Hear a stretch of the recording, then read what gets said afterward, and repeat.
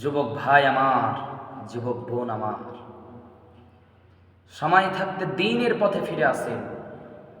সময় থাকতে আল্লাহ সুবহানাহু ওয়া তাআলাকে অনুসরণ করেন, অনুকরণ করেন। যদি আপনি নিজেকে আল্লাহর কাছে ইস্তেগফার করে অনুতপ্ত হয়ে যদি আপনি নিজেকে পরিবর্তন করতে পারেন, নিজের পরিবারকে জাহান্নামের নিক্ষিপ্ত আগুন থেকে হেফাজত করতে পারেন, আল্লাহর কসম করে বলি, আপনাকে নিয়ে হাসরের ময়দানে আমার নবী গর্ব করে বলবে, আমার উম্মত হয় সুবহানাল্লাহ। এটার চাইতে উত্তম আর কি থাকতে পারে?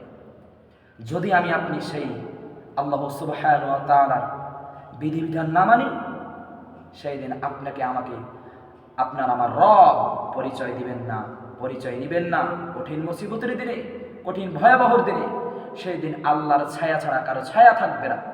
অতএব আবেগ দিয়ে চলাফেরা না করে বিবেক দিয়ে চলাফেরা করুন, দিয়ে নিজের জীবনটাকে পরিবর্তন করে যেন আপনি সুখীময় হতে পারেন, যেন আপনার পরকালীন জীবন সুখী হয়, সেইভাবে আপনাকে জমিনের ভিতরে চলাফেরা করতে হবে।